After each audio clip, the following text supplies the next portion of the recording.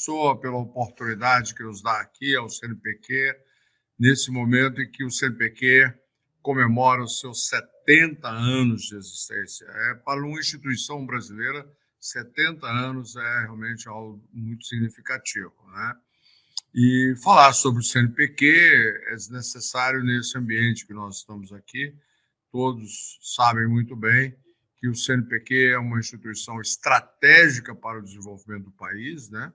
Nós temos uma história muito bonita e de grandes contribuições, não só para o desenvolvimento de pesquisas que começaram lá no tempo da energia nuclear, mas desde sempre, né? Com todas as novidades da ciência, como agora também no caso da Covid, e, além disso, o alento aos jovens, né, a dar uma missão aos jovens brasileiros ligada à ciência, tecnologia e inovação. Então, é uma história muito bonita. E depois que eu falar aqui algumas coisas, professor Hélio, eu vou pedir ao senhor para, a partir daí, mostrar um vídeo que vai completar toda a nossa fala. Eu gosto de falar pouco, não gosto de falar muito, porque cansa, e principalmente sendo esses webinars, né?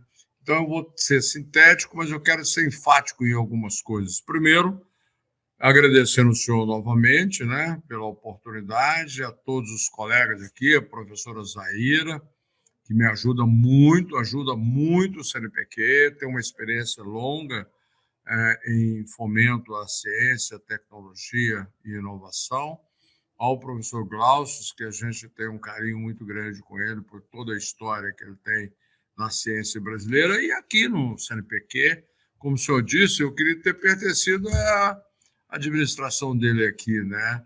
Teria sido muito melhor, né, do que nos dias de hoje. Mas ele não me convidou, então nós viemos agora, né? E agradecer a todos os ex-presidentes do CNPq que estão nos acompanhando aqui. O professor Mário Neto certamente está aí, ele está sempre nos ajudando também. E a todos os pesquisadores e estudantes que estão acompanhando esse webinar, né? E eu gostaria de, rapidamente, né, como o senhor muito bem pontuou, iniciar dizendo das dificuldades que a gente tem, mas sempre lembrando das dificuldades e das oportunidades, né? Porque todo período de dificuldade apresenta para todos os momentos da história muitas oportunidades e momentos que nos inspiram, né, para mudanças. São os momentos que nós necessitamos promover mudanças. E esse é um momento que nós estamos passando, né? O CNPq tem essa história muito bonita. Acontece que os tempos vão mudando, os paradigmas vão mudando, nós deixamos para trás, ou estamos tentando deixar para trás, uma economia industrial para se tornar uma economia digital e da bioeconomia. Isso traz novos valores, traz uma série de outros desafios, né? E o CNPq está nesse caminho. Ele tem que buscar novas oportunidades, se atualizar e para continuar servindo, né? Para continuar essa história bonita que ele tem. E começando por algumas dificuldades, porque sempre que nós falamos em público, a gente tem que pautar o que nós estamos fazendo e buscar sugestões com muita humildade. Nós estamos aqui sem bandeira política nenhuma, nós estamos aqui pela ciência, né? E nós queremos muito ser ajudados, isso é muito importante. Agora, nós precisamos saber quais as limitações que nós temos, é importante que a comunidade científica entenda o CNPq como uma instituição que precisa de ajuda, precisa se atualizar, precisa viver um novo momento para servir ao desenvolvimento do país. E a gente começa pelo orçamento, né? Inclusive, o Jornal da USP ontem trouxe uma matéria que repercutiu bastante, que é a questão de nós termos aprovado 13%, né, da nossa demanda qualificada no edital, mas isso vem exatamente do momento que a gente vive, que nós não temos ainda o orçamento de 2021, não foi aprovado ainda, publicado ainda na sua íntegra. Então, nós temos incertezas muito grandes. Isso, a comunidade precisa entender isso, né? E nós temos a possibilidade de um FNDCT, que nós todos lutamos por ele, né, para a liberação. O senhor mesmo fez uma campanha muito bonita no IVPESP virtual, o Glaucio já assinou, a Zaira, eu, todo mundo se emanou para liberar o fundo, que é o fundo da esperança da ciência e tecnologia nesse momento, e ele está liberado, mas a gente não sabe como que nós vamos recebê-lo. Não está claro, né? Então, nós temos que ter isso muito em conta, das dificuldades que o CNPq passa, não porque nós estamos aqui criando dificuldades, são dificuldades que existem nesse momento em todo o Brasil, particularmente em função, inclusive, dos gastos da pandemia. O CNPq não é imune a isso, a ciência não é imune a isso, e nós estamos aqui exatamente para lutar para que isso aconteça da melhor maneira possível, né? Então, além da lei orçamentária que não saiu, o FDCT que ainda não emplacou, nós ainda temos um negócio chamado, doutor Hélio, de regra de ouro, que é uma coisa que vem depois do orçamento aqui no federal, que libera para o senhor metade do orçamento, dependendo da arrecadação, que é aquele teto de gasto, né? Que agora eles estão criando uma laje em cima do teto de gasto para poder acomodar melhor a situação. Mas a CAPES, o CNPq, a FINEP, todos estamos nessa regra de ouro. Então, eu quero dizer com isso que são imbróglios que nos dificultam a vida. E não temos nenhuma intenção de fazer um edital com menos, aportar menos recursos para jovens pesquisadores, muito pelo contrário. E nós precisamos dessa compreensão, porque a luta nossa é junta, né? O CNPq é uma instituição da comunidade, né? Não é uma instituição para tratar com a comunidade, não, é uma instituição da comunidade, e nós precisamos preservá-la. E aí nós estamos, para poder ter recurso, nós estamos recuperando o planejamento do CNPq, né? Nós, no PPA, por exemplo, o Plano Plurianual, né? Eu cheguei aqui, nós estamos fora, praticamente fora do PPA. Então, como é que você requer recursos se você não tem nenhum planejamento para isso? E o CNPq foi espetacular em planejamentos, né? Não perdemos esses planejamentos, isso é que é a verdade. E nós estamos agora recuperando esse planejamento, fazendo reuniões com o Ministério da Economia, que é muito difícil o Ministério da Economia, mas nós estamos tentando. E aí nós devemos ter para 2022 um PPA bem mais interessante, com bem mais recursos, né? Estamos trabalhando nisso. E estamos fazendo várias atualizações, né? A questão do operacional no CNPq, para que a gente possa atender melhor o nosso estudante, o nosso pesquisador, com uma plataforma nova, né? Nós estamos construindo uma Carlos Chagas nova, com 7 milhões de reais já aportados, com a rede a RNP está desenhando, e nós temos uma fábrica de software que está construindo a nova Carlos Chagas. Isso vai ser uma alegria, porque a nossa Carlos Chagas ela ficou muito velhinha, né? Ela já está um pouco caduca, ela tem vontade própria, e isso nos dificulta muito na relação com a comunidade. Nós estamos também trabalhando a missão do CNPq, que o CNPq foi criado para ser um fomento à pesquisa, e não é simplesmente para dar bolsa. Então, nós, ao longo da história, né, quando o CNPq tinha muito recurso, ele ajudou a CAPES a abastecer muito justamente a nossa pós-graduação. O CNPq sempre foi muito importante na pós-graduação, mas ele deveria ser muito importante, sim, mas aportando recursos para fomento. Só que ele foi, o orçamento do CNPq foi diminuindo, e nós tivemos, esse ano passado, 1 bilhão e 300 por aí, para 1 bilhão e 300 para bolsas, né? E apenas 60 milhões para fomento. Nós estamos virando essa página. Como é que nós estamos virando?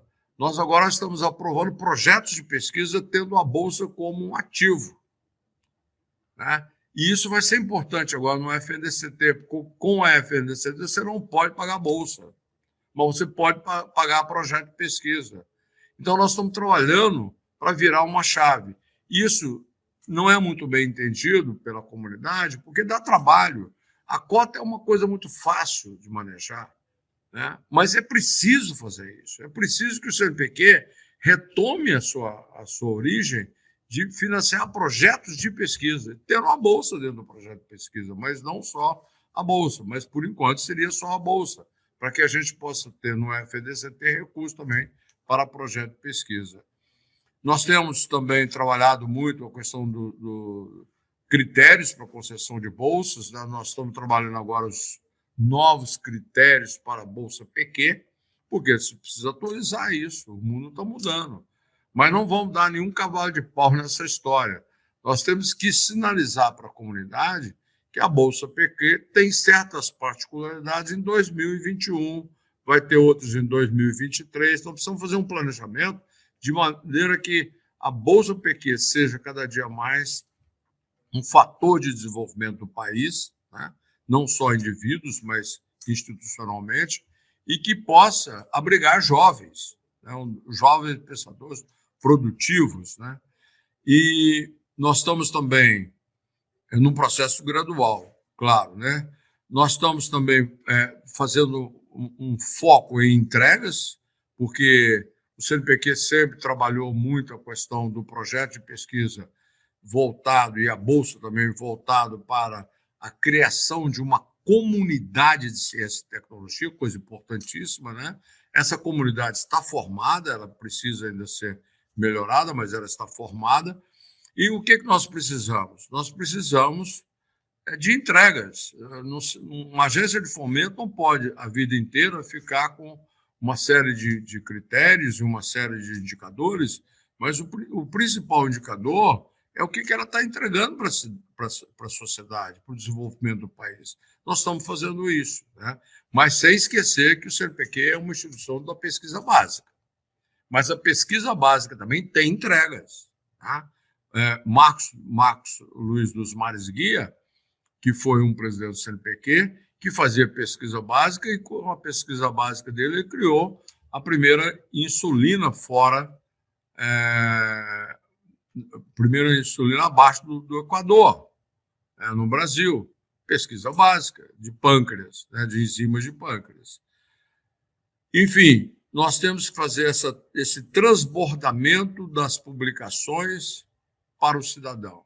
Isso, por exemplo, está acontecendo muito na França.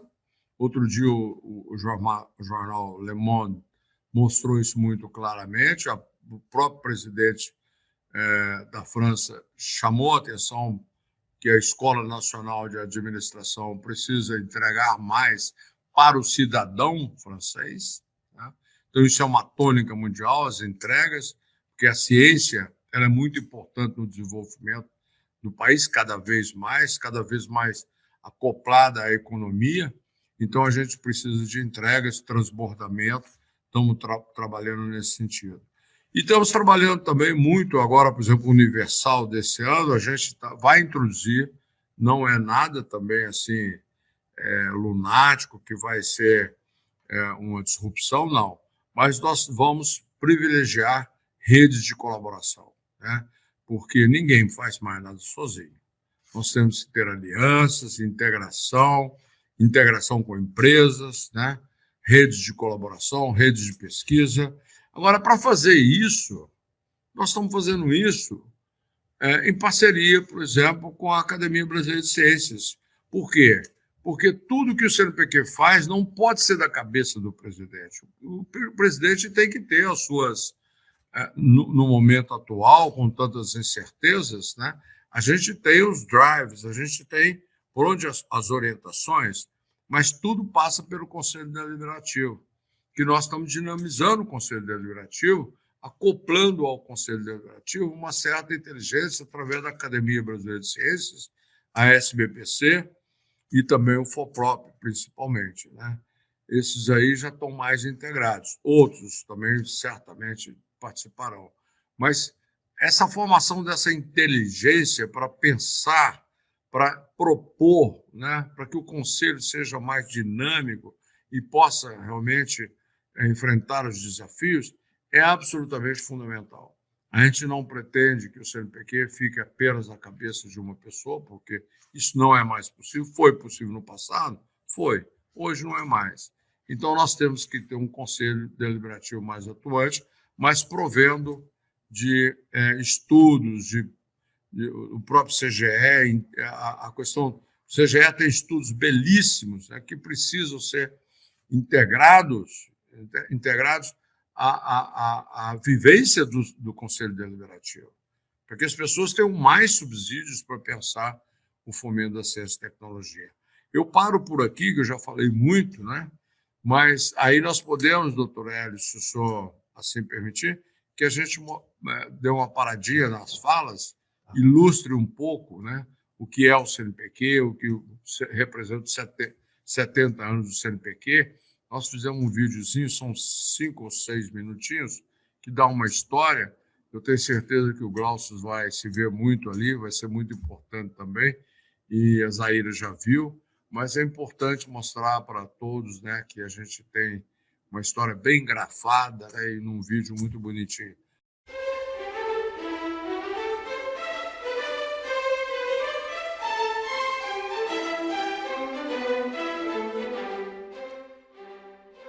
A concepção de uma estrutura central de fomento à pesquisa foi fortalecida no mundo pós-guerra, quando se consolidou a ideia de que o conhecimento e a tecnologia gerados pela ciência promovem desenvolvimento e soberania para um país. No Brasil, nesse contexto, foi organizada em 1948 a Sociedade Brasileira para Progresso da Ciência, a SBPC.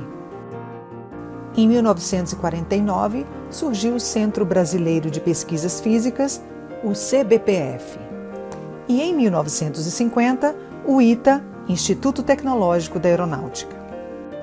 Nesse processo de fortalecimento da ciência brasileira, foi fundado em 1951 o CNPq como Conselho Nacional de Pesquisa, pelo almirante Álvaro Alberto, então representante brasileiro na Comissão de Energia Atômica do Conselho de Segurança da Organização das Nações Unidas, a ONU. A Lei nº 1310, de 15 de janeiro de 1951, que criou o CNPq, foi chamada por Álvaro Alberto de Lei Áurea da Pesquisa no Brasil. No entanto, o marco inicial de criação do CNPq é tido como a data da instalação do seu Conselho Deliberativo, maior instância de poder decisório do órgão, por sua representativa composição, predominantemente de cientistas. Foi em 17 de abril de 1951, durante sua primeira reunião. Em seus 70 anos, celebrados em 2021, o CNPq tem cumprido um importante papel na consolidação da ciência. Na sua estrutura, nasceram diversos institutos científicos renomados e, ao longo dos anos, uma das funções do CNPq foi a da execução direta de pesquisas em instituições, as quais, com suas missões específicas, apoiam e complementam o Sistema Nacional de Ciência e Tecnologia. Desde sua criação, o CNPq desempenha também papel primordial na formulação e condução das políticas públicas de ciência, tecnologia e inovação, como na coordenação do Programa de Apoio ao Desenvolvimento Científico e Tecnológico, PADCT, primeiro programa para complementar os recursos destinados à pesquisa científica brasileira, criado em 1985, a partir de convênio assinado com o Banco Mundial.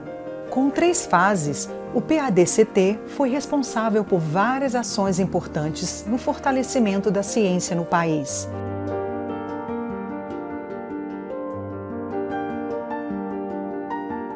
Atualmente, o CNPq concede cerca de 80 mil bolsas de pesquisas nas mais diversas modalidades e financia pesquisas em todas as áreas do conhecimento. Além disso, O investimento realizado pelo CNPq assegura a presença de milhares de brasileiros em importantes instituições estrangeiras e garante ao país soberania nacional ao promover presença de pesquisadores em territórios estratégicos como os arquipélagos e o continente antártico. O CNPq detém o maior banco de currículos da América Latina. A plataforma Lattes, criada em 1999, além de coordenar os trabalhos científicos de programas com importantes impactos sociais, econômicos, ambientais e culturais, tais como o PRONEX, Programa de Núcleos de Excelência, criado em 1996, o PROANTAR, o Programa Antártico, desde 1991, o PELD, Programa de Pesquisas Ecológicas de Longa Duração, criado em 1999, o Programa Arquipélago e Ilhas Oceânicas, criado em 2004, os Institutos Nacionais de Ciência e Tecnologia, INCT, desde 2008, e o Programa Ciências Sem Fronteiras, criado em 2011. No último ano, o CNPq respondeu rapidamente ao anseio da comunidade científica por investimento em pesquisas voltadas ao enfrentamento da pandemia do novo coronavírus. Em abril de 2020, foi lançada a Chamada de Apoio a Pesquisas para Enfrentamento da Covid-19, suas consequências e outras síndromes respiratórias agudas graves, em parceria com o Ministério da Ciência, Tecnologia e Inovações, Ministério da Saúde e o FNDCT. Foram financiados mais de 100 projetos, um investimento total de 70 milhões, além da parceria articulada pelo CNPq com a empresa JBS para o apoio de mais 21 novos projetos. Além disso, o CNPq operacionalizou 16 encomendas, promovendo o investimento de 103 milhões em 134 projetos voltados à pesquisa sobre a Covid-19. Outra ação importante é o apoio que o CNPq fornece na importação de insumos e equipamentos. Graças ao programa Importa Fácil, o CNPq ajuda instituições e pesquisadores a importar materiais para pesquisa com a isenção fiscal prevista em lei. Todos esses investimentos ao longo da atuação do CNPq têm proporcionado resultados importantes para a sociedade brasileira com grande repercussão nacional e internacional. É o CNPq na linha de frente da produção de conhecimento qualificado que responde às mais diversas questões da sociedade brasileira em todas as áreas do conhecimento. CNPq, há 70 anos contribuindo para o avanço das fronteiras do conhecimento, o desenvolvimento sustentável e a soberania nacional.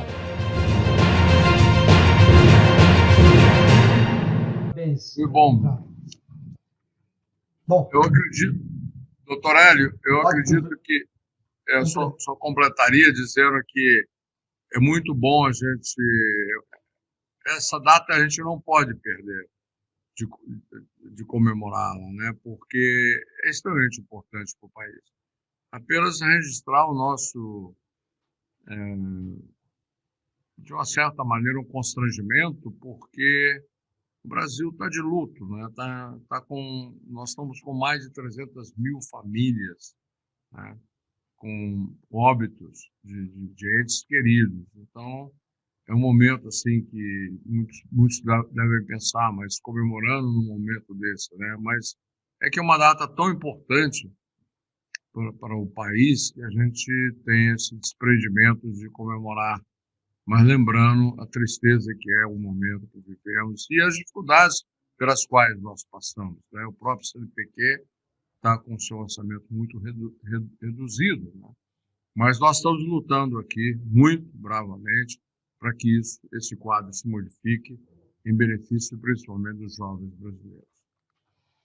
Muito obrigado. Eu acho que a professora Zaira, né, poderia só comentar que realmente esse trabalho que o CNPq fez na pandemia foi realmente espetacular e esse vídeo é muito importante ser amplamente divulgado, mostrando que o CNPq não ficou inerte em todo esse movimento, e ao contrário, né, ele procurou dar toda a contribuição possível, né, para que esse enfrentamento minimizasse, como você falou, essa quantidade de mortes terrível que você comentou aí.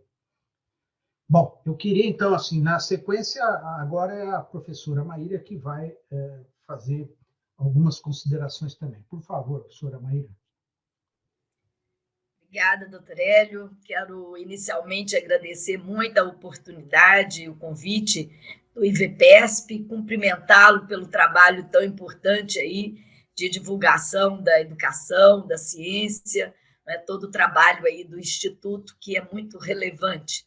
Né? Quero aí cumprimentar o professor Glaucio Oliva, dizer que é um grande prazer tê-lo conosco nesse momento em que a gente tem a possibilidade de trazer aqui esse passado do CNPq, né, com tanta relevância para a ciência brasileira, e também poder pensar os novos rumos do CNPq, como fez o professor Evaldo no início.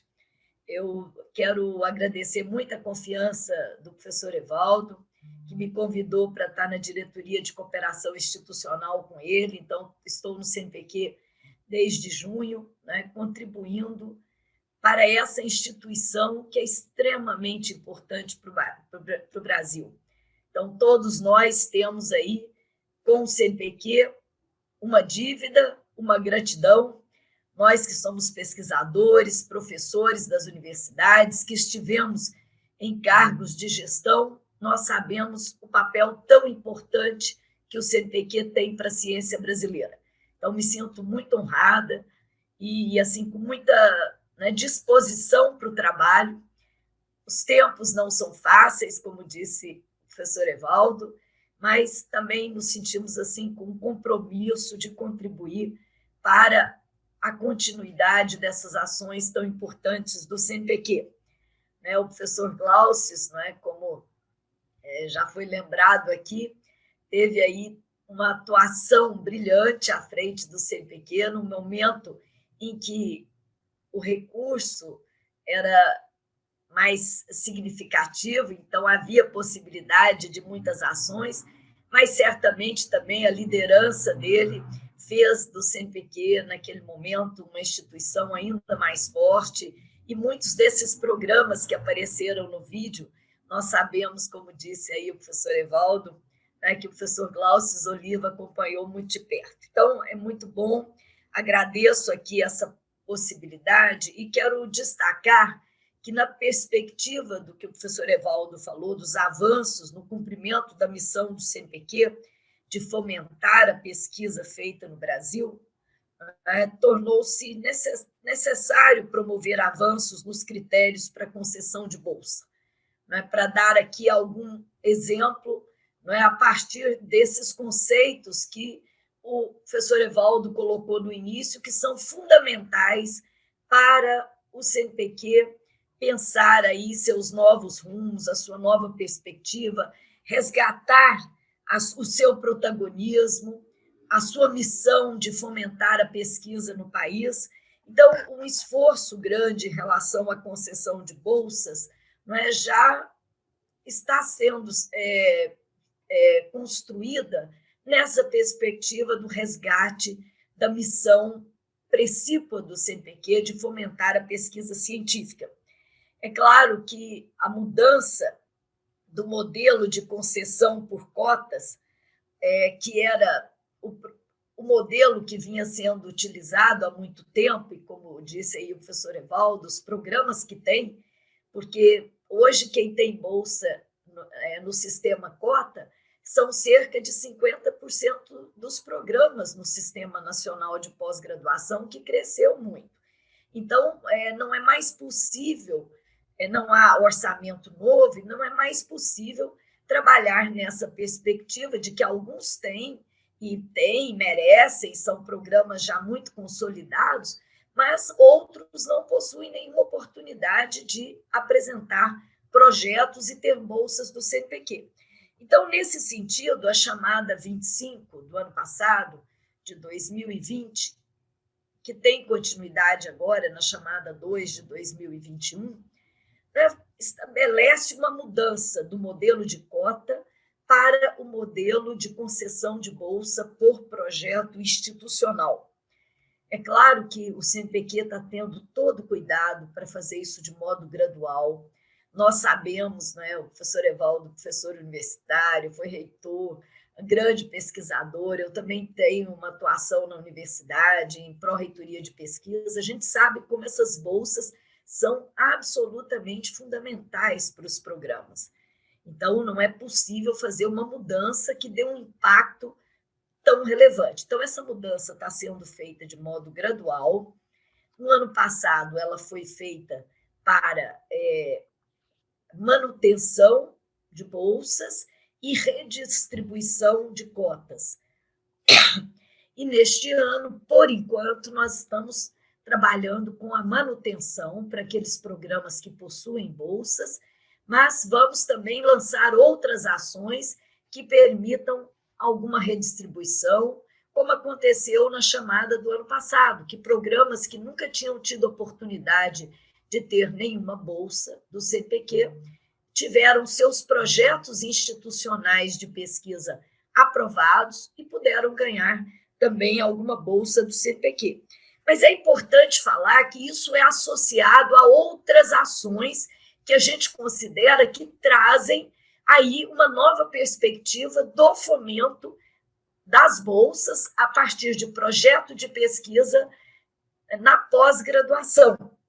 É o caso do programa MAIDAI, né, que é muito bom aí o professor Glaucius, né, ele começou o DAI em 2013, que foi uma experiência com a Universidade do ABC, que foi uma experiência de concessão de bolsas para doutorado na indústria, na inovação, voltado para a inovação, e que foi gradativamente sendo expandido, de modo que, no ano passado, nós lançamos, então, em 2020, a chamada 12-2020, já num programa consolidado de mestrado e doutorado acadêmico para a inovação.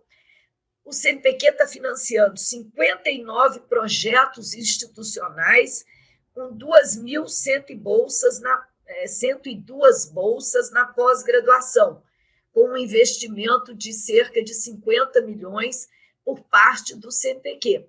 E é muito interessante esse programa, porque esse projeto institucional que a Pró-Reitoria apresenta, ele tem que vir acompanhado das cartas, das parcerias com as empresas que vão receber esses mestrandos e doutorandos para atuar e desenvolver seus projetos nessa relação universidade-empresa. Mas é importante pensar isso, que é sempre um investimento para fortalecer a pós-graduação e fortalecer a concessão de bolsas a partir de projetos institucionais. Quero destacar aqui também um programa que começa com o CNPq, que é o PIBIC, né, o Programa de Bolsa de Iniciação Científica. Como programa, ele é instituído em 1988, mas as bolsas de iniciação científica nascem com o CNPq. Então, ao longo de todos esses 70 anos, né, esta modalidade de concessão tem estimulado jovens na graduação, tem possibilitado que eles façam aí a trajetória da pesquisa, da investigação científica e se preparem muito mais depois para a continuidade das suas pesquisas no mestrado e no doutorado. E na chamada de 2020, com toda a dificuldade que nós estamos tendo, né, houve uma ampliação do número de bolsas para atender projetos institucionais. Então, o CNPq ampliou em mais de 1.200 bolsas, né, o que permitiu que 308 projetos institucionais, com 35.658 bolsas, no investimento de 151 milhões por parte do CNPq. E no estado de São Paulo, houve um aumento de 25% no número de bolsas em relação ao ciclo anterior. Isso se dá pelo modelo de chamada, com apresentação de projetos institucionais e certamente aí o mérito das instituições paulistas e, né, a possibilidade de ampliá-las resultou aí nessa ampliação.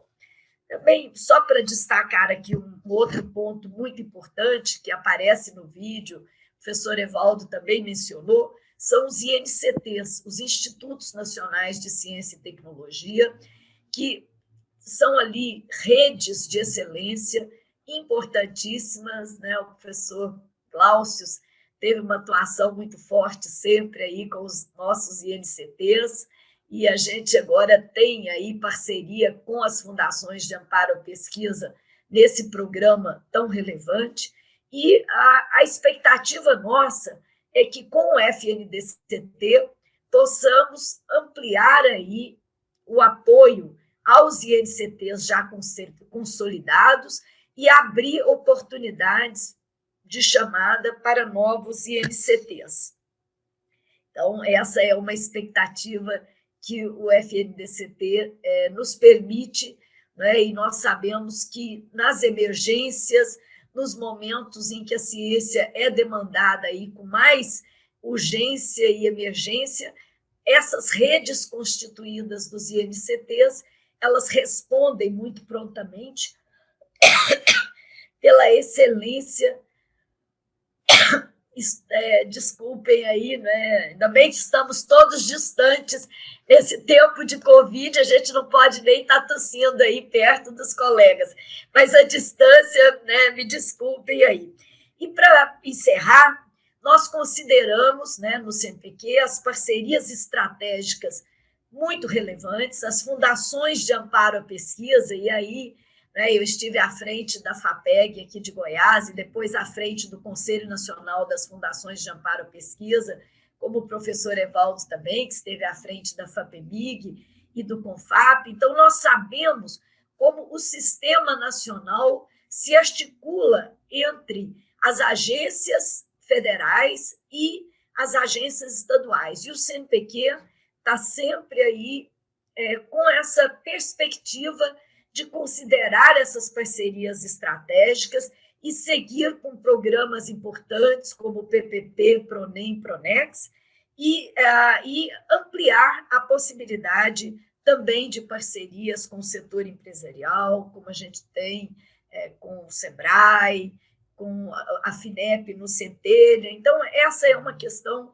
realmente importante e que nós consideramos que o CNPq precisa ampliar e trazer mais ainda para fortalecer a possibilidade de continuar financiando a pesquisa científica no Brasil, né? Então, agradeço muito, vou parar por aqui também, para não extrapolar aí o tempo. Muito obrigada, doutor Hélio, muito obrigada aí, professor Evaldo, pela confiança, professor Glaucio. Beleza, Zaira, muito bom. Eu acho que você conseguiu historiar bem as principais ações aí do CNPq e as mudanças que estão previstas aí, complementando, inclusive, a fala do professor Evaldo. Então, aqui, para avisar o pessoal que está no YouTube aí, nós vamos ter tempo, sim, para interação, não fiquem apavorados, né? A gente já cumpriu aí quase 40 minutos, mas vai haver tempo, sim, a gente vai poder, talvez, extrapolar um pouquinho mais o tempo, além da 1 hora, para permitir essa discussão e perguntas também do pessoal que está nos acompanhando. Por favor, professor Glaucio, agora é a sua vez. Obrigado, Hélio. Quero te cumprimentar e parabenizar pela iniciativa do IVPESP em celebrar os 70 anos do CNPq e por todo o seu trabalho à frente do IVPESP, né, que tem tido impactos muito importantes. Cumprimentar meu querido amigo Evaldo, presidente do CNPq.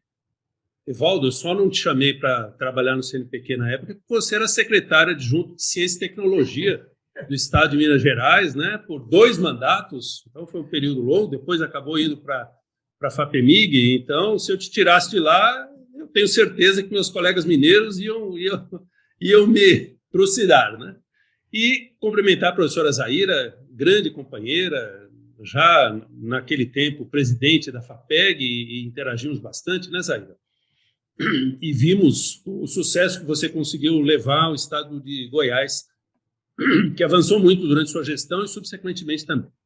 Eu quero cumprimentar o CNPq, pelos seus 70 anos, e, em particular, a todos os seus servidores e consultores externos, né, que são o esteio da qualidade na elaboração de chamadas, avaliação de propostas e acompanhamento de projetos, né? O CNPq é a casa dos cientistas brasileiros, como bem mencionado aí pelo professor Evaldo.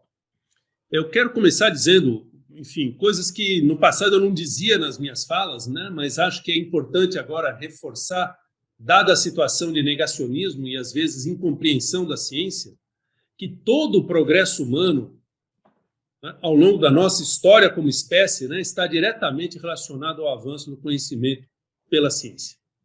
Informação e conhecimento são os dois principais componentes do patrimônio das nações no século XXI. Todos, essencialmente todos os grandes desafios da humanidade, em saúde, como estamos vendo agora na pandemia, em alimentos, em energia, em ambiente, em sustentabilidade, superação das desigualdades, emprego, etc., só terão respostas pela ciência e educação. E, nesse sentido, o CNPq tem papel estratégico e central no desenvolvimento científico e tecnológico do Brasil, né? O grande desafio que nós temos nesse momento é transformar a ciência, tecnologia e inovação como eixo estruturante do desenvolvimento e bem-estar social do nosso país. Isso significa avançar em direção à economia do conhecimento, promover uma transição para a economia de baixo carbono e sustentabilidade ambiental, assunto que foi pauta mundial hoje, né? Promoção da saúde, educação e erradicação da pobreza, que eu tenho certeza são os desafios desse nosso século, né? E, para isso, aqui no Brasil, nós temos um Sistema Nacional de Ciência, Tecnologia e Inovação, que tem vários elementos, vários componentes, desde do laboratório de pesquisa individual, do professor, do pesquisador, que está lá com seus alunos, né, no seu grupo de pesquisa, às redes temáticas, que reúnem vários pesquisadores, aos núcleos de excelência, aos institutos nacionais, às redes, como foram aqui citadas, né, temáticas, que vão reunir vários grupos de pesquisa, às vezes vários institutos em temas que são importantes, as outras instituições do Sistema Nacional, como os institutos de pesquisa, sejam eles do MCT ou sejam os institutos estaduais, né? Tudo isso ligado com a pesquisa que vem sendo feita no ambiente das empresas, com instrumentos de apoio e sustentação de todo esse sistema, seja nas universidades, seja nas empresas, seja nos institutos, né? Por FINEP, CNPq, CAPES, BNDES, todas as FAPES, as empresas, né? E, nesse contexto amplo do Sistema Nacional de Ciência, Tecnologia e Inovação, o CNPq, como agência de fomento à pesquisa do governo federal, tem instrumentos de apoio a cada um desses níveis de estruturação, né? Desde os projetos individuais, com o edital universal, o apoio dos projetos temáticos, colaborativos, com programas que fizemos tanto em comum, né, Evaldo e Isaíra, como o PRONEM, PRONEX, os INCTs, as redes temáticas, como Rede Vírus, recentemente, o CISNANO, que reunia, né, todo o Sistema Nacional de Nanotecnologia, os programas de apoio à inovação. Você citou aí o programa de doutorado acadêmico industrial, tinha esse nome na época, né? Agora tem um nome mais bonito, inclusive, o programa RAI, de pesquisador na empresa, o programa ALI, de agentes locais de inovação, que é feito em parceria com o SEBRAE. Lembrando que a ciência é transversal, né, a todos os grandes desafios do país, em todas as áreas, e, portanto, todos os ministérios do governo federal precisam de ciência, né? O CNPq é uma agência de fomento à pesquisa do governo federal e não do MCTI apenas, né? Ele tem os instrumentos e a competência para, em parceria com outros ministérios, mobilizar a comunidade científica para se engajar diretamente na busca de soluções para os problemas imediatos da sociedade brasileira. E é importante ressaltar isso, Hélio, Evaldo, Zaira e demais colegas que estão nos ouvindo aqui hoje, né, que a ciência brasileira está pronta para atender a demanda por pesquisas aplicadas e a solução dos grandes desafios nacionais. Eu várias vezes mencionei isso, né? Nós fizemos naqueles momentos em que tínhamos ali recursos e condição de atrair a parceria com outros ministérios por ofertas de contrapartidas em projetos, em editais cofinanciados com outros ministérios, nós lançávamos chamadas e lançamos, eu diria, centenas de chamadas em parceria com outros ministérios, em pesquisas focadas em problemas que esses ministérios tinham. Sei lá, faziam uma chamada com o Ministério da Pesca, que na época era um ministério focada em aquicultura, em processamento de sanidade aquícola e pesqueira, em construção, em assentamentos agrícolas, tecnologias, e cada chamada dessa sempre tinha um fator 10 de demanda qualificada para aquela que tinha os recursos para serem atendidos. Ou seja, em todas aquelas chamadas aplicadas, sempre a gente tinha 10 vezes mais aplicantes do que as condições para financiar. Ou seja, a ciência brasileira, se chamada através de editais, chamadas públicas, vai responder e tem respondido às necessidades do país. Infelizmente, tudo isso está paralisado pela absoluta falta de recursos, muito bem elaborada e demonstrada pelo professor Evaldo, né? Além do impacto imediato de paralisação das pesquisas nos laboratórios do país, a gente tem um outro impacto, que eu acho que é até mais grave, de médio e longo prazo, né? Que é o desestímulo aos jovens talentos, que são certamente o nosso maior patrimônio. Nós, da comunidade científica, temos que nos mobilizar junto com o CNPq para não deixar a ciência brasileira morrer, né? Nós temos vencido algumas batalhas, no ano passado vimos isso, nos anos anteriores, conseguimos recompor o orçamento de bolsas do CNPq num ano em que as bolsas estavam afetadas, conseguimos essa questão do FNDCT, mas o cenário ainda é muito trágico, né? Esse ano, como bem disse o Evaldo, os recursos para bolsas foram reduzidos em 12%. E isso resultou nesse problema da chamada de bolsas especiais desse ano, né, que só teve recursos para atender uma parcela muito pequena da demanda qualificada. E na lei orçamentária anual de 2021, que sequer ainda está promulgada, né, o CNPq tem apenas 22 milhões para todo o fomento de projetos de pesquisa no país, né? Sendo que mais da metade disso está condicionado à liberação de créditos suplementares, problema da regra de ouro, citado pelo Evaldo, né? E isso pode comprometer projetos e pesquisas e bolsas no país inteiro, né? Eu diria que somente se os recursos do FNDCT forem efetivamente incluídos de forma integral no orçamento desse ano, como aprovado pelo Congresso Nacional, mas depois desrespeitado pelo próprio Congresso Nacional, né, que aprovou o orçamento desse ano sem a inclusão dos recursos, obrigatórios agora por lei. Lembrar que orçamento é uma opção política, né, que vai refletir a compreensão do valor do conhecimento. Todos os países do mundo enfrentam dificuldades financeiras. Nenhum deles investe em ciência apenas porque está sobrando dinheiro. Ao contrário, eles investem em ciência porque entendem que é o que vai alavancar o crescimento econômico e social de cada um desses países. Quero lembrar que hoje, né, o presidente Biden, até por estímulo à sua conferência sobre, né, sustentabilidade ambiental, né, ele disse no Twitter oficial da presidência dos Estados Unidos a seguinte frase: "This Earth Day, I'm proud to say, science is back." Quer dizer, está trazendo a ciência para o centro da discussão e das opções políticas, né? Falta de recursos sempre vai ter. E se você vai querer comparar, eu vou investir em ciência, eu vou construir habitação popular, ou vou dar auxílio emergencial, essas são as comparações que não podem ser feitas, né? É o que eu dizia. Nenhum país investe em ciência só porque está sobrando dinheiro.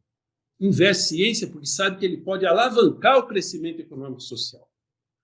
Por exemplo, no mês dos Estados Unidos, os primeiros 100 dias de governo, antes ainda, né, dentro dos primeiros 100 dias, o presidente Biden propôs e aprovou no Congresso americano um programa de 1,9 trilhões de dólares para a recuperação da economia americana, dos quais cerca de 500 bilhões são para a ciência. Quer dizer, faço um programa para promoção da economia e digo, olha, quase um terço desse programa, um quarto desse programa é para a ciência.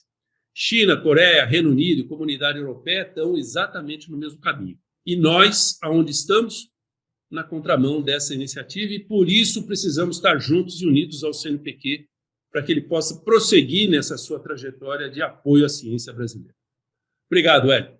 Opa, ótimo. Não, eu acho que essas 3 falas aí, eu acho que ilustra muito bem aí e dá vários caminhos que a gente tem que seguir. Então, eu já aqui queria parabenizar algumas pessoas aqui que estão já nos acompanhando. A Ivone Mascarenhas está aqui também, não fez pergunta, mas também está pedindo para que essa situação da ciência se resolva o mais rápido possível, né? Oscar Hipólito, ele comenta aqui a fala do professor Evaldo, né? Ele diz assim: uma laje sem saber se o alicerce aguenta. Viu, professor Evaldo? Quer dizer, a coisa é isso, você disse sobre aquela regra do ouro, né? E que, então, essa laje aí a gente não sabe se o alicerce vai aguentar ou não. Mas o que eu queria aqui, nessa sequência da nossa palestra, primeiro colocar uma questão para a professora Zaira, que foi sobre essa questão que normalmente, né, eu que vivi no Instituto de Física durante muito tempo, fui também da comissão de pós-graduação, então a gente tinha lá uma cota de bolsas, né? A comissão de pós-graduação, vamos lá, tinha uns 30 ou 20 bolsas, né? Então, esse procedimento, a ideia que vocês têm é que ele não vai ser mais dessa forma. Seria basicamente por submissão individual, é isso? Não, a mudança, posso responder? Sim, por favor. Já posso responder? Isso, é porque tem algumas dúvidas aqui no grupo sobre isso aí. Como é que vai ser? A mudança é que antes não era feita chamada, era cotas que alguns programas que, no começo, em que o CNPq tinha mais recursos e pôde, como disse aí o professor Evaldo, auxiliar a CAPES, inclusive, né, no sentido de ampliar o número de bolsas de mestrado e de doutorado nos programas. Então, este modelo de cotas que o coordenador podia substituir automaticamente, esse foi encerrado. Então, o CNPq agora trabalha com chamadas para projetos de pesquisa institucional. Então, o programa precisa apresentar um projeto e dizer qual é a sua potencialidade, o que ele pretende, né, onde ele quer chegar, as bolsas que ele precisa. Então, é através de projeto de pesquisa, o que muda essa perspectiva do papel do CNPq, que é de fomentar a pesquisa. Inclusive, o que nos facilita, como disse, né, o presidente Evaldo, que possamos utilizar FNDCT para projetos de pesquisa que tenham bolsas. Então, a mudança é esta, é mudança de cotas automáticas para aqueles que tinham, né? Porque para quem não tinha oportunidade também de poder pleitear. E chamadas que estão sendo feitas, e diferentes chamadas. Nós temos também, além dessas que foram feitas com as cotas que os programas já têm, também chamada casadinho e rede, que são formas diferentes de concessão de bolsas de mestrado e doutorado a partir de projetos de pesquisa.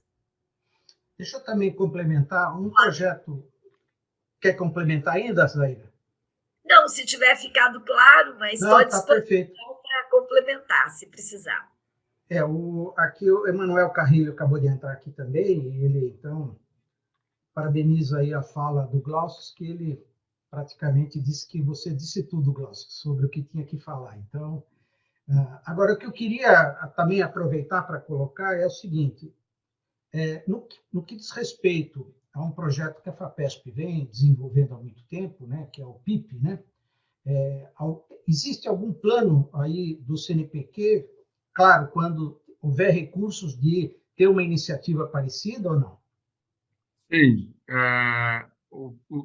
Nós estamos trabalhando numa escala de prioridades. Esse ano, por exemplo, com os recursos que nós devemos ter do FNDCT, a primeira coisa é voltar ao universal, que parou, né?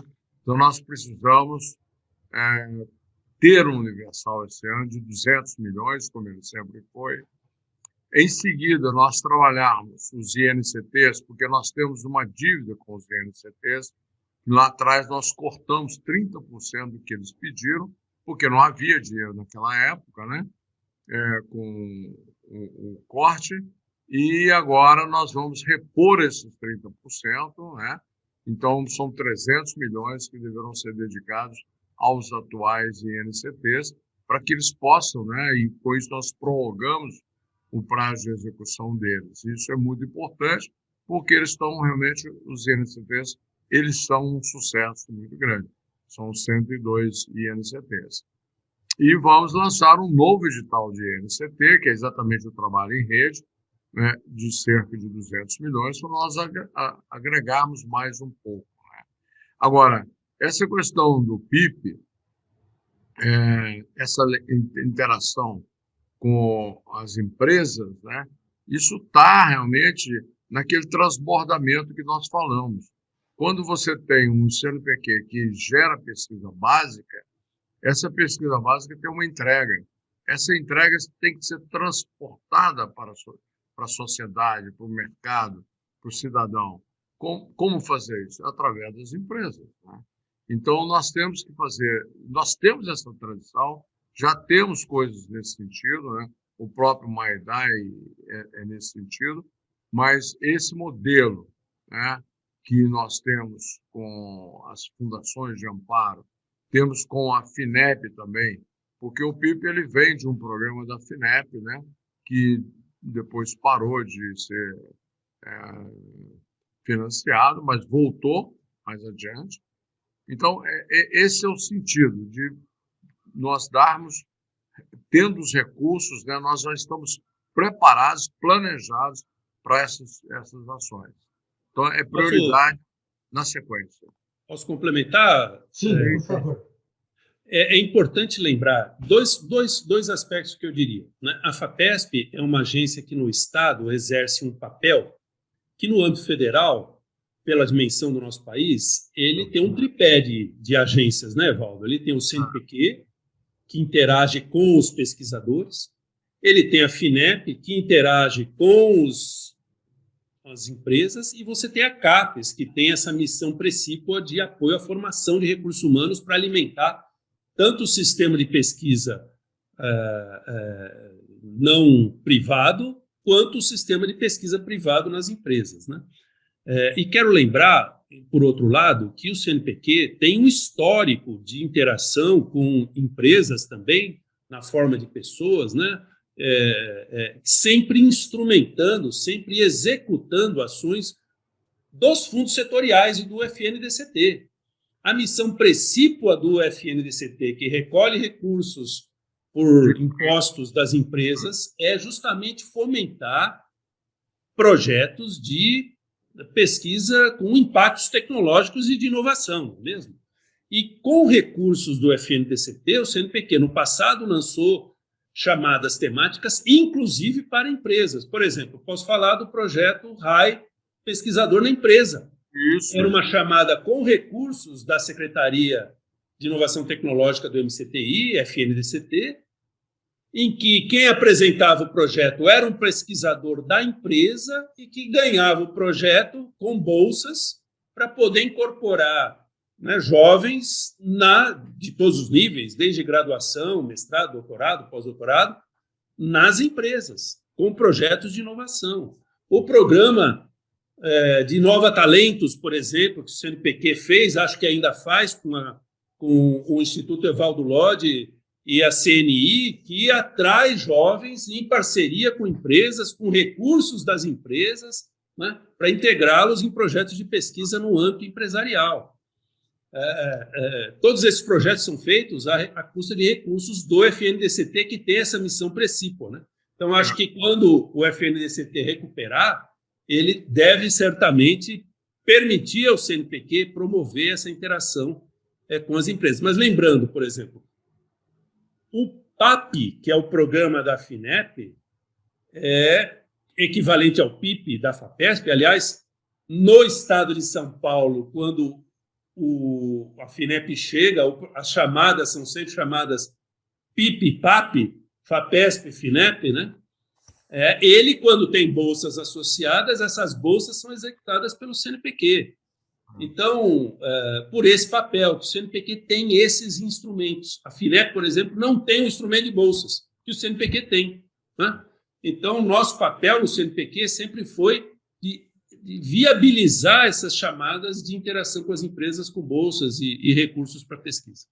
E cada dia mais nós estamos num trabalho muito junto com a FINEP, porque as ameaças que nós temos recebido, a FINEP também tem recebido, infelizmente, né?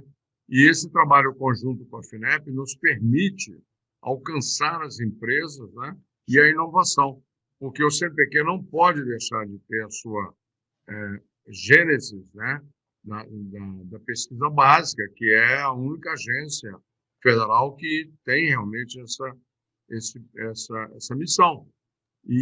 Mas o transbordamento desses conhecimentos gerados na pesquisa, eles têm que agora ter um caminho mais direto para o mercado, para a nota fiscal, né? E é exatamente esse movimento que a gente tem que fazer. Aliás, os INCTs já fazem um pouco disso, né? E isso é muito importante também. Evaldo, você falou sobre as bolsas de pesquisa, né, que está havendo também uma reestruturação na questão da concessão e tudo mais. Eu fui, durante algum tempo, membro do comitê assessor da área de física, né, então isso já faz bastante tempo, mas na época o que a gente fazia é o seguinte, tinha lá, a gente tinha a possibilidade de aprovar, sei lá, 150 bolsas e tinha, sei lá, 200 pedidos, 250. Então, o que normalmente os comitês que eu fazia parte era simplesmente tinha um critério de que uma bolsa podia ser renovada com, eventualmente, uma certa quantidade de publicações por ano, sei lá, 2 publicações ou uma em revista de impacto. E se todos aqueles que estavam pedindo renovação, eles, eventualmente, preenchiam essa questão, automaticamente era renovado. E essas pessoas novas que estavam entrando, muitas vezes não tinha chance, né? Agora, recentemente, um membro do IVEPESP até me ligou e falou, eu estou querendo submeter uma bolsa de pesquisa, você acha que tem chance ou não? Eu falei, olha, o critério, pelo menos na minha época, assim, alguma coisa mudou nessa reestruturação que você está pensando, como é que seria? Todo mundo pode competir ou sempre aquele que tem um critério já de renovação, automaticamente a bolsa é renovada? Bom, nós tivemos sempre um critério muito bem balizado na concessão dessas bolsas de pesquisa, tanto que a Bolsa de Produtividade é um ícone do CNPq, e a gente sabe que a comunidade científica brasileira reconhece como um selo de qualidade, né? E isso motiva, não tanto pelo valor, que até ele não tem sido aumentado, mas é um selo que movimenta muito a nossa academia e faz com que os nossos pesquisadores produzam cada dia mais, né? Mas os tempos mudam e hoje em dia a gente percebe jovens pesquisadores muito produtivos, né? E que, diferentemente no passado, o jovem ele tinha que percorrer um certo sistema até chegar a um patamar maior, né? Então, se media isso muito pela quantidade de publicações que a pessoa tinha, né? Isso foi muito importante, é muito importante ainda, mas nós não queremos fazer grandes transformações, nós queremos mudar um pouco, sinalizar que a questão da qualidade também passa a ser um fator muito importante. Porque não adianta um indivíduo ter 70 papers e o outro tem 100 papers e o de 170 ganha, né? Muitas vezes pela idade, porque ele tem muito mais tempo de pesquisa do que um outro que tem 100. Então, essa desigualdade entre publicações, simplesmente, e outra coisa também, a gente tem que ver mais a qualidade do pesquisador, do paper do pesquisador. Não é simplesmente porque você está andando numa Ferrari muito nova, muito bacana, que você é bonito. Isso depende, né? Então, a gente tem que ver o fator de impacto da revista, mas ver também o impacto que aquele paper, que aquele artigo, que aquele trabalho tem na comunidade global. Então, são mudanças que nós vamos sinalizar para o pesquisador para dar chance a que a gente tenha cada dia mais pesquisadores muito ativos, né? Nós tivemos, por exemplo, 600 pesquisadores bolsistas do CNPq entre os ranqueados, né, como os mais influentes do mundo, né? Na verdade, é um valor até expressivo, né? 600 em 15 mil, né? Mas acontece que esses 600 estão também entre 14 mil bolsistas de bolsa de pesquisa do CNPq. Então, tem uma certa desproporção aí entre aqueles que são muito influentes e o total de bolsa que nós concedemos. Isso não vai mudar do dia para a noite, né? Porque a comunidade tem que ter a sua tranquilidade, mas o próprio fatiamento de papers, né, de artigos, né, a gente conhece muito bem esse fenômeno, né? A gente precisa sinalizar que isso não tem mais valor, né? Ou que vai perdendo valor, para que a gente possa ter mais qualidade naquilo que nós estamos financiando. Bom, o Oscar Hipólito até faz um comentário. Quando assumi a coordenação do Comitê de Física no início dos anos 90, pela primeira vez não renovamos automaticamente as bolsas de produtividade. Teve muita chiadeira, mas avançou. Porque é importante, quer dizer, que uma pessoa que submeta a bolsa, ela saber que tem chance, né? Pelo menos de poder ser analisada, independente, em contrapartida com uma pessoa que já é bolsista e que produziu uma certa quantidade, mas que haja, como você falou, uma avaliação, né, Evaldo? E agora é muito importante fazer um comentário aqui, Evaldo, para te complementar? Pois não? Então, o seu número, Hélio, que você citou, provavelmente era verdadeiro no tempo que você foi membro do CA. Você falou assim, olha, nós tínhamos umas 150 bolsas para distribuir e uns 200 candidatos, mais ou menos, para avaliar. O problema atual é que essa relação é um fator 10, tipicamente. Quer dizer, você teria hoje, provavelmente, 150 bolsas para distribuir e 1.500 candidatos para avaliar. É verdade. E você chega num momento, com esse nível de bolsa de produtividade de demanda que a gente tem no país, quer dizer, o país cresceu a ciência brutalmente. Então, se você tem no sistema hoje 14 mil bolsas, como foi citado pelo professor Evaldo, e nós temos hoje na comunidade científica provavelmente algo em torno de uns 150 mil cientistas ativos, publicando resultados ativos em seus laboratórios, nós temos uma dificuldade muito grande de poder fazer. Quando a Bolsa foi criada em 1900, lá na década de 80, a intenção era justamente estimular, na década de 70, era estimular a produção, que as pessoas entrassem para produzir ciência.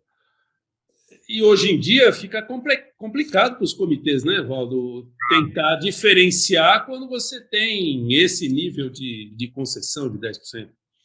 Aliás, se me permite também um comentário, Evaldo, você já tem falado isso em outras oportunidades, nós temos um outro desafio interno da comunidade científica, que é a maneira como nós avaliamos os projetos científicos, né? Nós frequentemente olhamos para o passado na hora da avaliação e não para o futuro. Quer dizer, tipicamente, quando avaliamos projetos, a gente olha o currículo do proponente e depois olha o projeto de pesquisa, quando devia ser o contrário. Quer dizer, você tem que ranquear o projeto de pesquisa. E se o projeto é muito bom, e nesse caso, projeto muito bom, você compara um jovem e um mais antigo, eles podem ter visões, às vezes o jovem tem projetos muito melhores, né? Perfeito.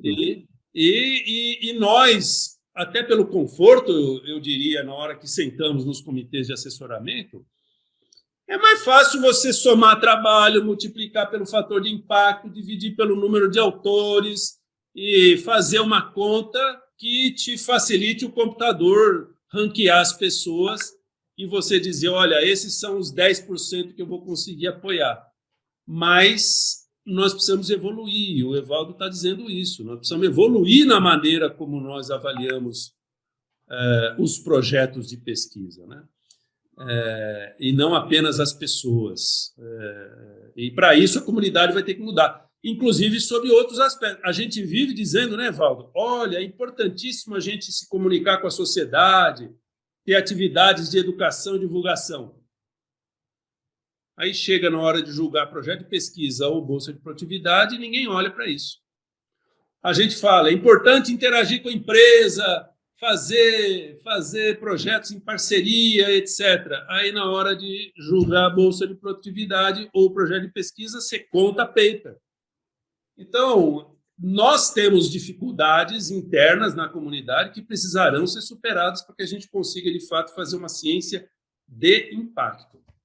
E, principalmente, se você me permite, é isso que vai nos garantir o futuro do CNPq, porque nós precisamos ser uma agência cada dia mais relevante, né, pelo que nós apresentamos para a sociedade. Então, isso nos motiva muito. E uma outra coisa também ligada a esses percentuais, a comunidade precisa entender que nenhuma agência do mundo financia 30%, 40% da demanda, né? A NIH é 19%, 15%, né? Então, nem todo aquele que se apresenta vai receber, mesmo tendo mérito, porque na ciência o mérito é absolutamente fundamental. E nós, por uma garantia do emprego do dinheiro público, uma coisa que o brasileiro hoje se preocupa muito, né? O bom emprego do dinheiro público, né? É você financiar o melhor dos melhores. E não simplesmente projetos bons. Projetos bons tem muitos. Mas os melhores projetos que vão realmente resultar em algo para o desenvolvimento do país. O desenvolvimento social, econômico, científico e tecnológico, ou um deles. Mas algum desenvolvimento tem que ser alcançado pelo resultado do projeto. Então, quando a gente fala que nós estamos financiando 20%, 25%, 30%, que às vezes o CNPq fazia isso e ainda faz, é extraordinário. É simplesmente extraordinário. Isso precisa que as pessoas entendam isso, né? Bom, eu queria... uma coisa que agora tem surgido muito nas discussões, essa questão fusão CNPq-CAPES, que vira e mexe, está toda hora vindo aí. Eu queria que cada um de vocês defendesse ou não a fusão, ou ser contra e por quê, por favor. Pois é, o Glaucio tem mais motivos até, mas eu vou me aventurar em primeiro aqui. Que essa é a nossa luta aqui. Por quê? E a comunidade precisa entender isso. Muitas vezes nas lives que a gente faz aqui, alguém diz assim, eu estou preocupado, professor, porque você está mudando as coisas aí e eu vou perder minha bolsa. Eu digo, olha, eu estou mudando, nós estamos mudando, porque eu estou com o meu receio é perder o CNPq. Não é perder uma bolsa, não. Né? Por que acontece isso? Porque exatamente o CNPq foi definhando o seu fomento e ficou restrito a bolsas, né?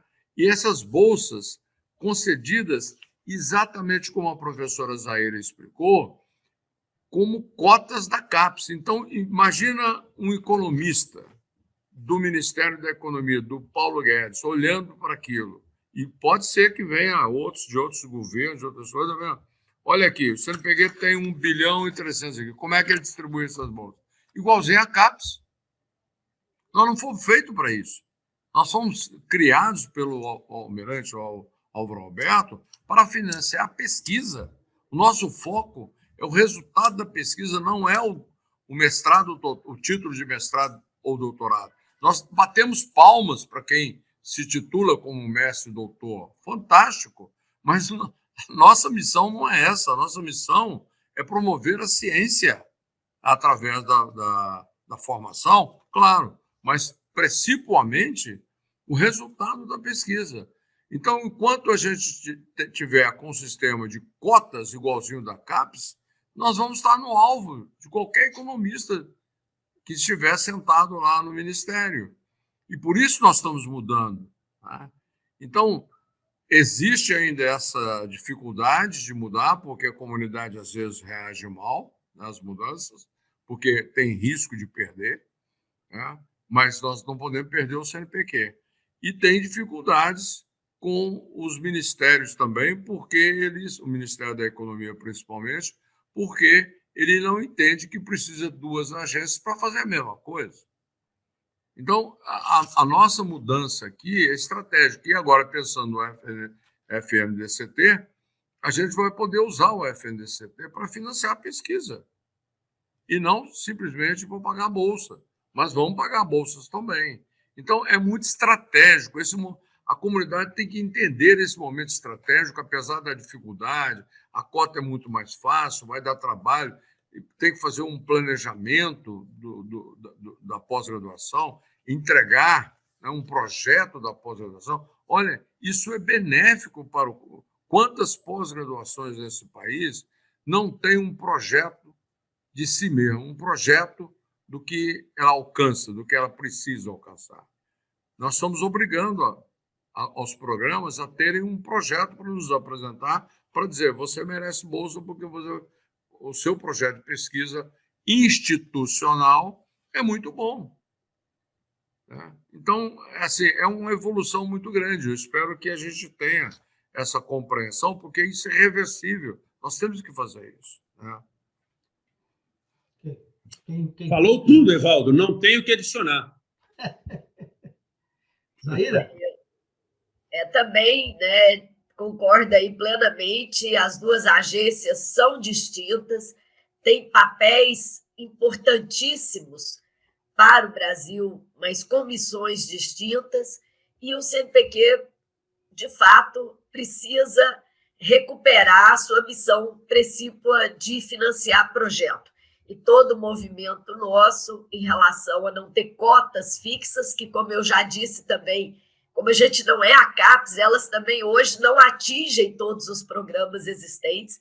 O sistema cresceu enormemente e não há essa perspectiva e essa possibilidade. Então, mudar para apoiar projeto de pesquisa que conceda bolsas e que esteja ligada à pós-graduação.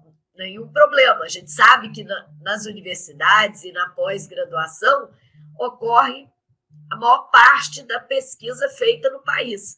Então, não há problema. No entanto, essa mudança de modelo, ela realmente é muito necessária para que não paire nenhuma dúvida que uma das agências pode ser excluída ou fundida a outra, né? E não é esse o caso. E o CNPq tem um papel extremamente importante que a gente precisa aí, defender e demonstrar aí a diferença da atuação do CNPq efetivamente nas ações. Mas concordo plenamente aí, o professor Evaldo já tinha dito tudo.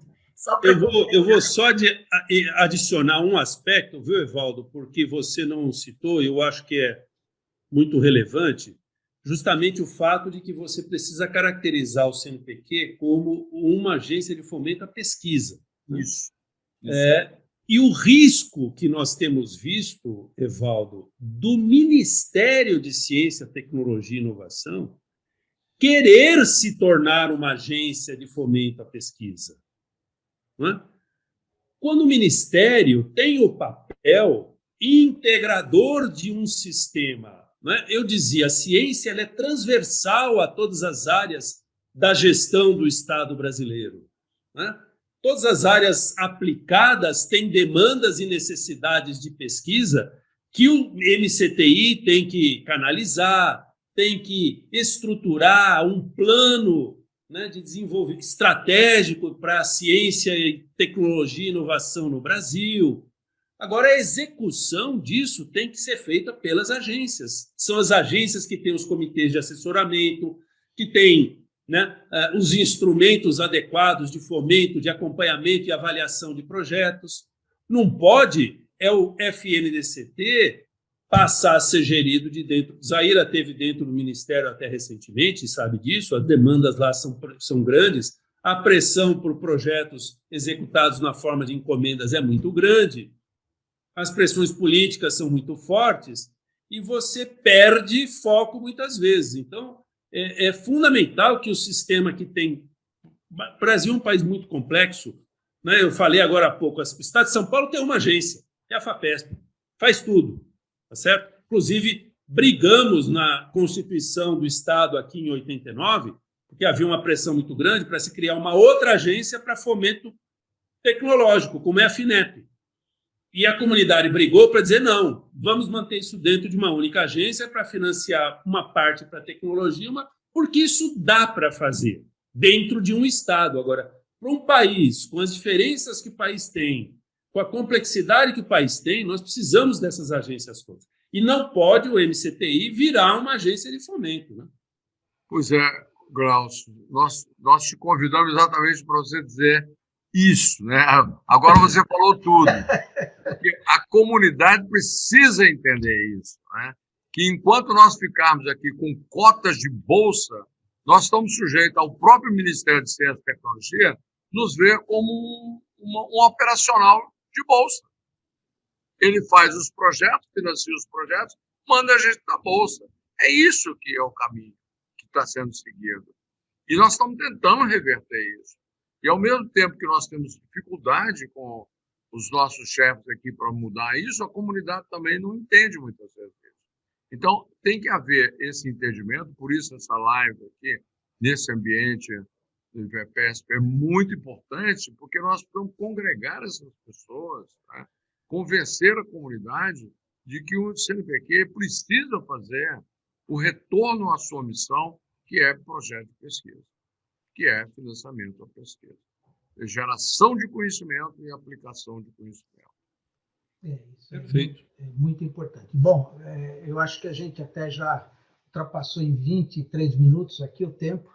Eu acho que a gente acabou tratando todos os aspectos, eu acho que importantes. Essa última discussão sobre essa questão de uma possível fusão, ela realmente ficou muito bem claro o que a comunidade tem que fazer para que evite isso, porque isso aí não pode caber só a quem está na direção atualmente, né? No caso aí, a Zaira e o professor Evaldo. A comunidade é que tem que se articular para que essas coisas aconteçam, porque isso é uma coisa que tem que ser feita, como foi dito pelo professor Evaldo e o próprio Glaucio, quer dizer, o CNPq é uma agência da comunidade, né? Então, a comunidade ela precisa agora se posicionar, e eu acho que essa live aqui ela trouxe bastantes elementos para que a gente possa articular aí uma reação que já está sendo feita, né? Como o Evaldo colocou, ainda sobre essa questão de cotas e tudo mais. E eu queria, então, para encerrar, eu passar a palavra para cada um de vocês para as considerações finais para a gente terminar. Por favor, quem começa? Professora Zaira. Ladies first. Ladies first. Tá bom, agradeço aqui a gentileza. Quero dizer que foi uma grande oportunidade, agradecer muito aí o doutor Hélio. Acho que sempre que pudermos discutir questões que envolvem a ciência brasileira e o CNPq, elas são momentos assim preciosos e nós temos procurado no CNPq trabalhar dessa maneira, conversando bastante com as instituições, com a comunidade científica, tendo o respaldo da ABC, né, para podermos ir também ali, FOPROP, SBPC, de maneira que a gente possa encontrar os melhores caminhos nos momentos mais difíceis, como esse que nós estamos vivendo, para poder contribuir aí para o avanço da ciência brasileira. Então, muito obrigada pela oportunidade.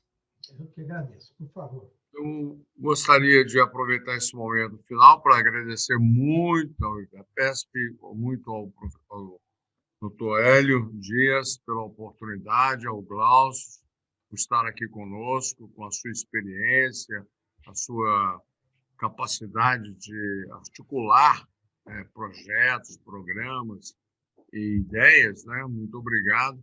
Professora Zaira também pela disposição de estar aqui conosco. E terminar dizendo exatamente aquilo que eu comecei lá no começo. O CNPq é estruturante, é estratégico para o desenvolvimento do país e é uma instituição nossa, pesquisadores. Né? Então, nós aceitamos críticas, obviamente, são muito bem-vindas, sugestões, estamos abertos ao diálogo, nunca deixamos de atender a uma live, a ninguém. Né? Recebemos muitas sugestões permanentemente, encaminhamos para discussão na Academia Brasileira de Ciências, dentro da SBPC, temos uma ligação umbilical com essas instituições. Agora, eu só peço que não ataque o pesquisador, o estudante, não ataque o CNPq simplesmente por atacar, porque isso é uma fragilidade. Muitas vezes as pessoas querem atacar um governo, o outro, quer atacar personalidades públicas e direciona isso para o CNPq. É um momento ruim que nós estamos passando no país, né, de uma dicotomia de ideias muito grandes. Então, nós temos que criticar, sim, isso é muito natural, reivindicar, né, dar sugestões, ficar bravo, inclusive, muitas vezes a gente não atende, mas o CNPq é uma instituição nossa, da comunidade de ciência, de tecnologia e inovação do Brasil. Né? E nós temos que ajudar para que ela chegue cada dia melhor ao futuro, porque sem o CNPq, sem a CAPES, sem a FINEP, sem a FAPESP, as FAPES, de uma maneira geral, não tem futuro para esse país. É simples isso. Né? Porque nós reunimos, como disse o Glaucio muito bem, nós reunimos, todos nós, todas essas instituições, nós reunimos o melhor que nós temos da pesquisa de pesquisadores do Brasil. Então, pensem nisso e ataquem sim a gente pessoalmente por um deslize, alguma coisa, mas não ataquem o CNPq simplesmente pensando que você vai atingir outros alvos. Não atinge. Né? Isso é uma questão muito clara para todos nós que estamos aqui trabalhando dioturnamente para realmente dar mais protagonismo ao CNPq. Todas as nossas ações estão nesse sentido. Muito obrigado pela oportunidade. Aí, Glaucio, sua vez aí. Muito obrigado, Hélio. Quero agradecer ao Evaldo, porque ele que me ligou outro dia dizendo, olha, eu e a Zaira vamos fazer uma apresentação no IVPESP, mas eu queria ter um olhar externo também nessa discussão e queria te convidar. Então, eu agradeço ao Evaldo pela oportunidade e parabenizo você, Zaira, e todo o time que tem aí tocado o CNPq diante, né, nesse contexto de tantas dificuldades.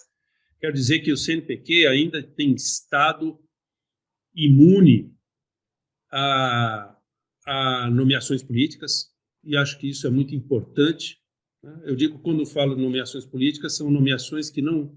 Escolhas são sempre políticas, porém, elas têm que respeitar critérios de qualidade e de excelência, e eu vejo isso no seu extremo com vocês que estão aqui representados, pesquisadores e lideranças nacionais com histórico na ciência, na tecnologia, no conhecimento, na produção, que nos orgulha a todos. Viu, Evaldo e Zaira, muito obrigado, parabéns a todos e vida longa ao CNPq. Bom, pessoal, a todos que estão nos acompanhando aí pelo YouTube, queria agradecer a presença de todos vocês, todas as comentários e perguntas que eventualmente não puderam ser respondidas, eu vou copiar todas elas e vou mandar para os três aí, para depois vocês fazerem a lição de casa aí. Então, queria desejar a todos uma boa noite, agradecer mais uma vez a Zaira, ao Glaucio e ao Evaldo pela gentileza, e vamos em frente aí, vida longa para o CNPq. Um abraço a todos e boa noite. Boa noite, obrigado.